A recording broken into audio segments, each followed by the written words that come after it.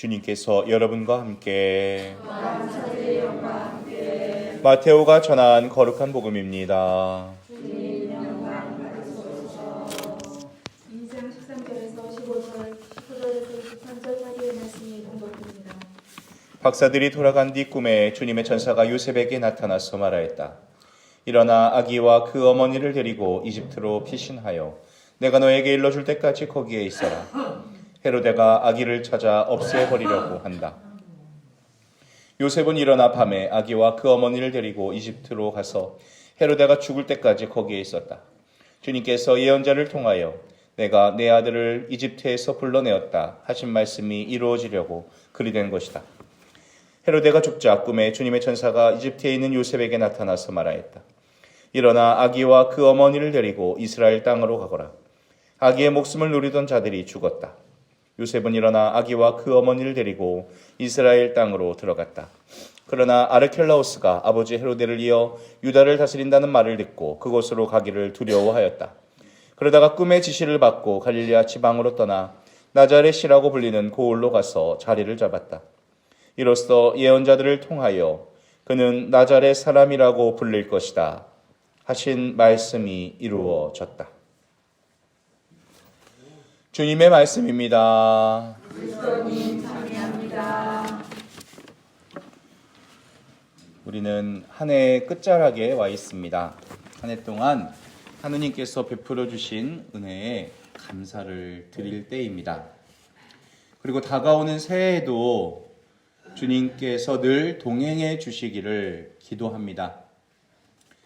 우리에게는 행복의 길과 불행의 길이 있다고 말씀드렸어요. 그 행복의 길을 따라 걷다 보면 결국엔 행복의 열매를 맺을 수밖에 없고, 불행의 길을 따라 걷다 보면 불행할 수밖에 없다고 말입니다.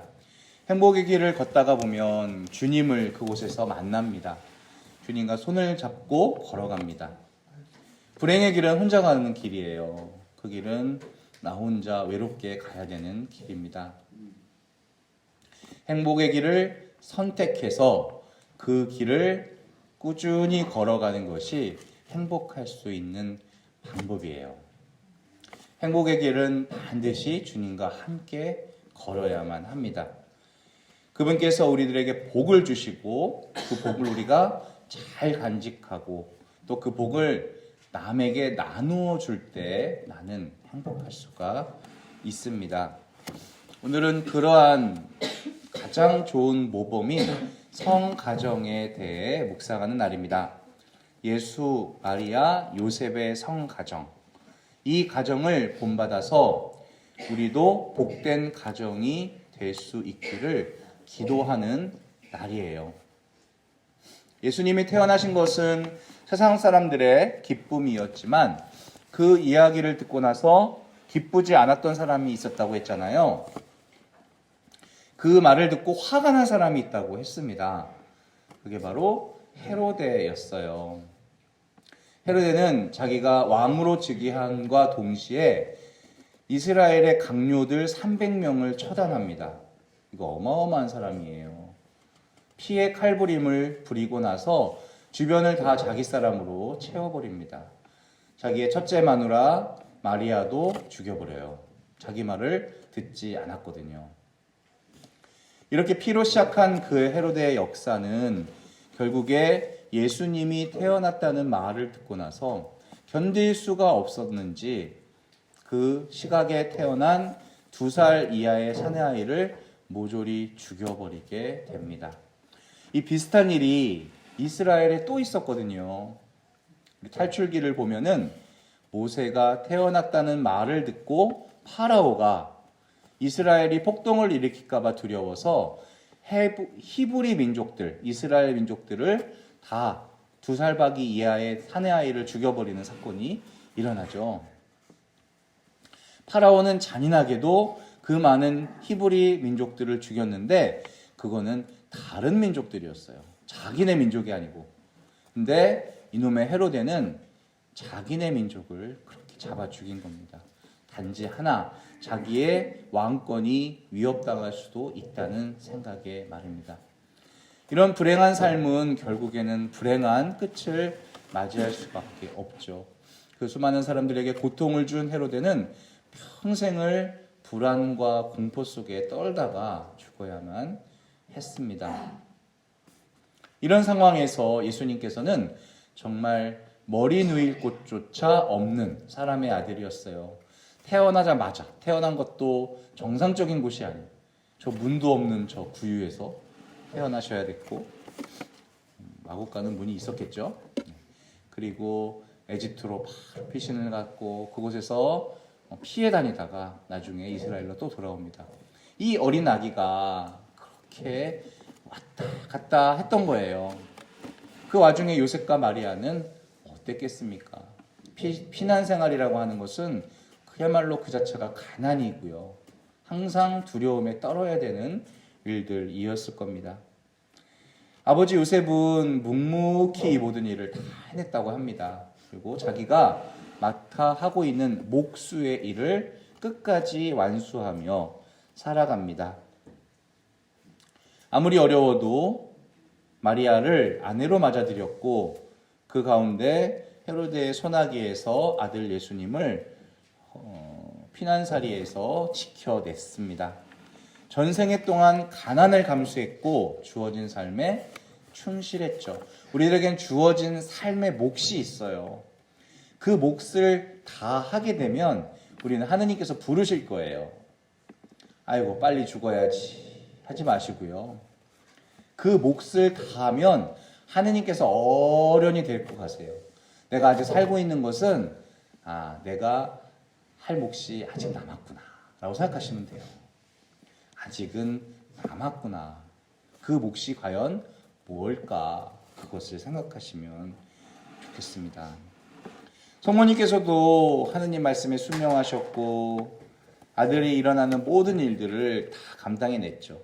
당신의 가슴, 영혼이 예리한 칼에 꿰찔리듯이 아플 거라는 예언을 듣고 감당해냈죠. 그리고 실제로 그렇게 꿰찔리듯이 아프셨어요. 파스카 축제 때 이제 축제를 다 예루살렘 성전에서 드리고 집으로 나자렛으로 돌아가는데 그 당시에는 남정네들과 여정네들의 무리가 달리 있었다고 합니다. 그래서 마리아는 아들 예수가 안 보이니까 자기네 아빠랑 같이 오겠구나. 아빠 요셉은 자기 엄마랑 같이 오겠지라고 하면서 3일 밤낮을 걸어갔는데 아니 글쎄 거기 만남의 광장에서 만나봤더니 둘 다 없는 거야. 아니 애는 어째수? 그러는 당신은 애는 어째수? 하게 되는 거야. 정신이 없는 거죠.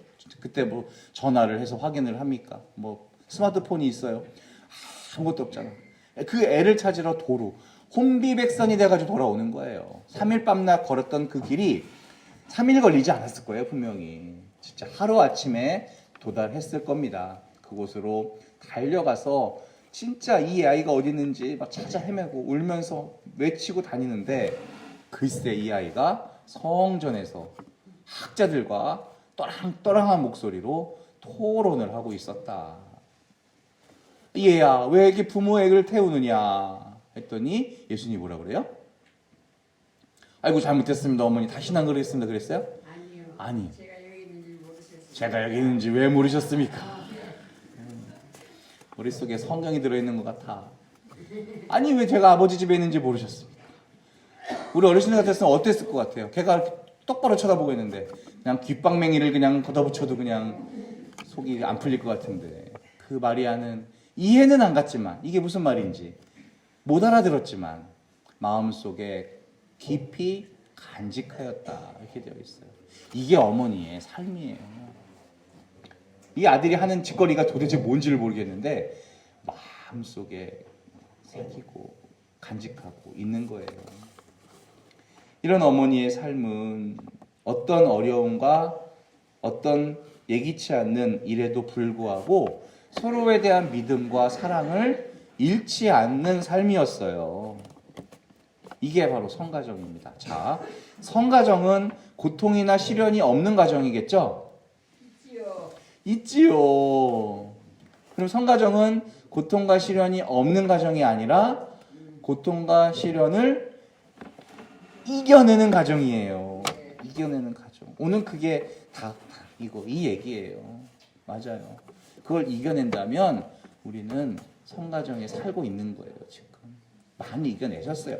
우리 어르신들 지금까지 너무 많이 이겨내셨어요. 그런 것들 진짜 애쓰셨어요. 그게 성가정이에요. 다만 그 안에 예수님이 함께 계셨다면 말입니다. 예수님께서는 그 안에 함께 하고 싶으셨을 겁니다. 하지만 우리는 되게 쉽게 흔들립니다. 서로에게 기대를 채우지를 못해요. 상처를 주고 자기 주장을 안 굽혀요. 하느님 뜻을 찾기는커녕 상대방을 무시하고 깔봅니다.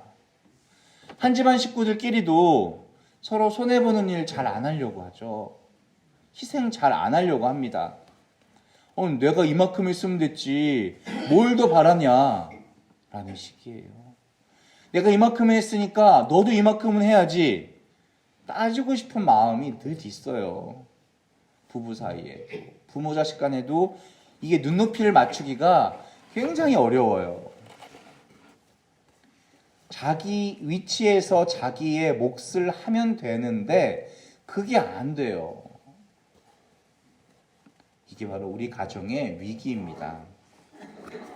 하지만 하느님 말씀에 머무는 사람은 자기 사랑의 의무를 먼저 생각해요. 바오로 사도는 이런 말을 했어요.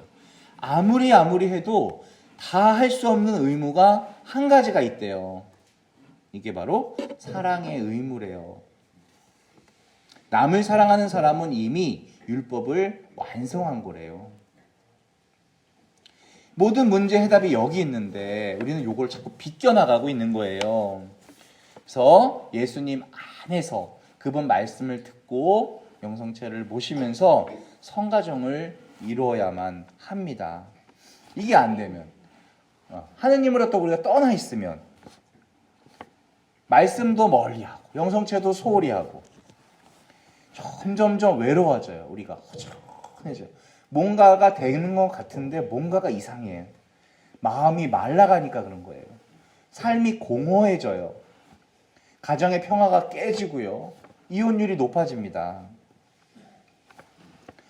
하느님을 떠나서 우리 인간이 얻을 수 있는 것은 그냥 공허함밖에 없어요. 왜냐하면 우리는 하느님이 지으신 존재이거든요. 하느님이 당신 모상대로 만들어 놓고선 그분 없이는 살 수 없게끔 우리를 만들어 놓으셨거든요.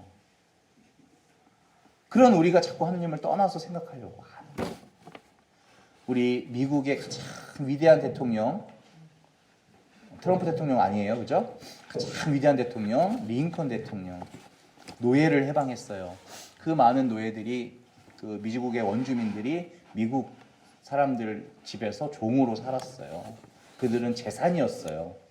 돼지는 10달러에 팔고 노예는 5달러에 팔았어요. 돼지보다 더 쌌어요. 이런 말도 안 되는 일로부터 그 수많은 정치적인 압박과 전쟁의 위협 속에서도 노예를 해방 선언했던 링컨 대통령이 가장 소중하게 여긴 게 뭔지 아십니까? 가장 소중한 물건이 있었어요. 가장 소중한 물건은 평생 어머니가 읽어주신 무슨 책? 성경책인 거예요. 어머니는 어렸을 때부터 너무 가난해서 링컨에게 이런 말을 자주 하셨대요. 내가 너무 가난해서 너한테 해줄 수 있는 게 아무것도 없어. 딱 하나 있는데 그게 이 성경을 읽어주는 거란다. 이 말을 계속 하셨대요. 그러니까 링컨이 그 말을 들으면서 성경의 말씀을 들으면서 어머니가 나에게 해줄 수 있는 유일한 그것을 절대 잊지 않으려고 노력하고 평생을 성경을 읽어요. 우리 어르신들께서 성경 많이 읽으셨는데 링컨 대통령이 훨씬 많이 읽었어요. 훨씬 많이. 읽고 또 읽고 또 읽고 어떻게 하면 이 미국을 위해서 내가 이 복음 말씀대로 살 수 있는지. 대통령 집무실 책상 위에는 항상 낡은 성경이 올라와 있고요. 링컨 박물관에 가면 정문을 들어서면 바로 그 앞자리에 탁 있는 가장 먼저 눈에 들어온 그것이 바로 어머니께서 돌아가시기 전에 물려주신 탁 떨어진 성경. 이게 미국을 만들었다고 믿어요. 미국 사람들은. 그러니까 우리가 무시하지 못하는 사람들인 거예요. 그 사람들은 하느님 말씀 안에서 시작한 겁니다. 우리가 자동차를 타고 다니잖아요. 자동차 처음 만든 사람이 포드라는 사람이 포드. 헨리 포드가 너무나 가난한 공돌이였거든요. 그래서 그 창고에서 맨날 뭔가 추닥추닥 만들고 돈은 안 벌어오고 맨날 뭘 터뜨리고 막 연기가 나고 집에서 불이 나고 맨날 이랬어요. 그 아내가 어떻게 그렇게 남편을 믿었는지, 도대체 뭘 보고 믿었는지 그냥 참아준 거예요. 매일같이 밥은 쫄쫄 굶어도 남편이 잘 되도록 매일 뒷바라지 한 거예요. 어느 날 갑자기 안개가 낀 디트로이트의 새벽에 쿵쿵쿵쿵쿵쿵 소리가 나더니 갑자기 그 무거운 고철 덩어리가 도로를, 얘가 마차가 다니는 도로를 굴러가고 있는 거예요. 사람들이 깜짝 놀라는 거예요. 거기에는 헨리 포드와 눈물을 흘리고 있는 아내가 옆에 타고 있었대요. 이 철덩어리가 움직이는 거야 지금 처음으로. 기가 막힌 일이죠. 그런 헨리 포드는 그 집에 평생 살아요. 그 집. 창고에 그 고철덩어리가 있는 그 집에서.